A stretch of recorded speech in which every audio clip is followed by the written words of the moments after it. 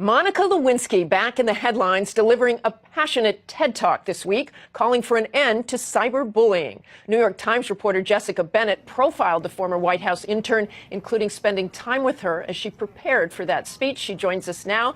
Hi, Jessica. Tell us your reaction to the speech, first of all, watching her. You know, I've been watching her practice the speech for almost a month now, and I have to say, the first time I heard it, I was really surprised.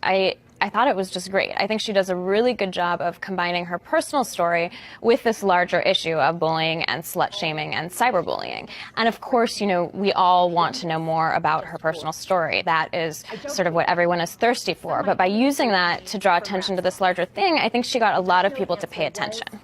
How did you get her to talk, and just personally, the relationship between the two of you, how that's evolved?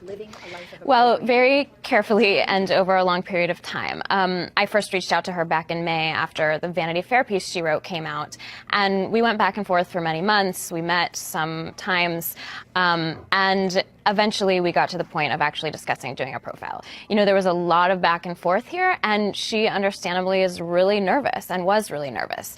You know, this is a woman who's been burned by many, many people in her life, and as I think the piece shows, over the years the media has not been kind to her.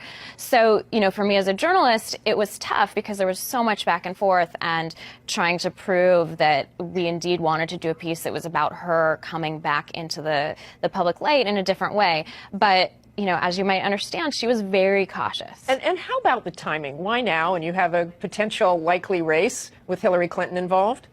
Right. Well, of course, that's the question that everybody wants to ask. And, you know, she has said in the past, she just felt like this was the time for her to take back her story. That, of course, the Clintons was the one thing that she declined to discuss with the New York Times. But, you know, what she said in the speech and what she said in her Vanity Fair piece was just she's been staying out of the public eye for close to a decade now, and she felt like this was her time to come forward.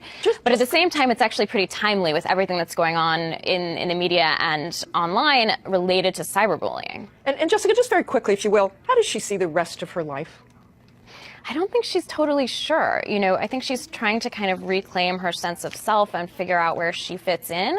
You know, I think we'll probably see a lot more of her on these issues, but I think that she's not actually sure what's going to happen. Okay, thanks very much, Jessica. It was a fascinating piece. Thanks for joining us. Thanks for having me.